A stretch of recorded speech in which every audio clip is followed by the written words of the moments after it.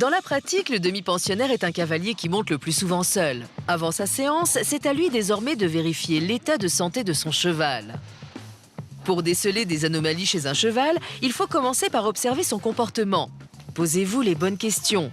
Une anomalie peut être signe de graves problèmes. Dès l'entrée dans le box, vérifiez si la mangeoire est vide, l'état de sa litière, si elle est humide ou en désordre, y compris l'état des crottins.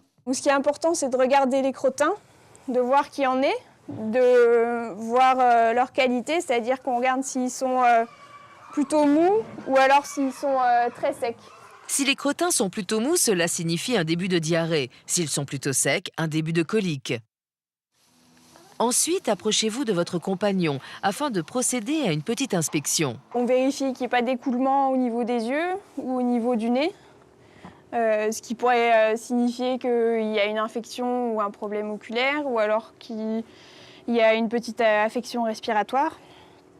On vérifie également qu'il n'y ait pas de blessure à la commissure des lèvres et on peut aussi ouvrir un petit peu les lèvres pour vérifier qu'il n'y ait pas de problème au niveau de la bouche et des dents.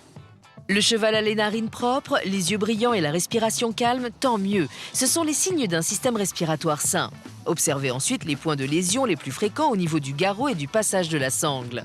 Contrôlez évidemment les membres afin d'être sûr que les tendons ne soient pas enflammés. On palpe avec attention les tendons de manière à pouvoir détecter une chaleur, une sensibilité ou une déformation précoce.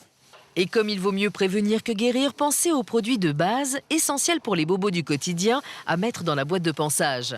Ici, vous voyez de la chlorhexidine. Vous pouvez également utiliser de la bétadine, qui est un antiseptique et qui est complètement équivalent. Pensez aussi à avoir des compresses, des gants à usage unique, une crème pour les plaies superficielles. N'oubliez pas d'effectuer de nouveau ces vérifications après le travail. Si vous avez le moindre doute sur la santé de votre monture, n'hésitez pas. Appelez son propriétaire et le vétérinaire, bien sûr.